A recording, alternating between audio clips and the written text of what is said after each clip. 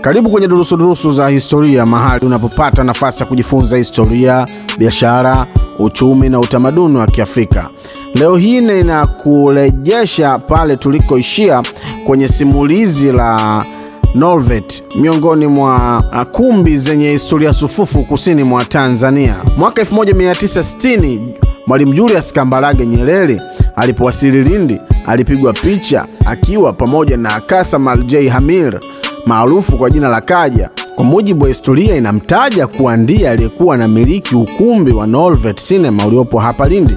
Kwenye picha nimekuonyesha ni wa pili kutoka kulia.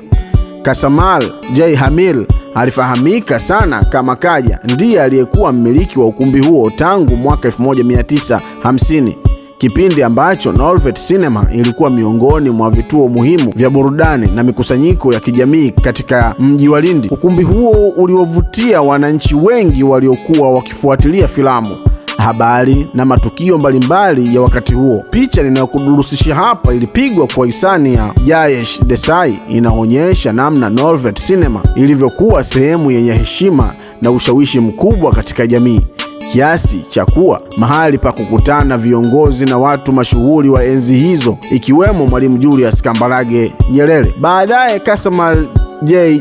Hamir alifariki dunia na kuzikwa Toronto nchini Canada, lakini mchango wake unaendelea kukumbukwa kupitia historia ya Nolvet Cinema, moja ya alama zilizoweka kumbukumbu muhimu katika maendeleo ya mji wa Lindi. Sambaza Ufahamu unaweza kuipata kupitia mitandao ya kijamii kama vile Facebook, Instagram, mtandao wa X, TikTok kwa jina la Sambaza Ufahamu Tanzania, YouTube Sambaza Ufahamu Online TV, ambapo usisahau kusubscribe. Mimi ni Abdul Rasuli Muhibu na hizi ni durusu za historia.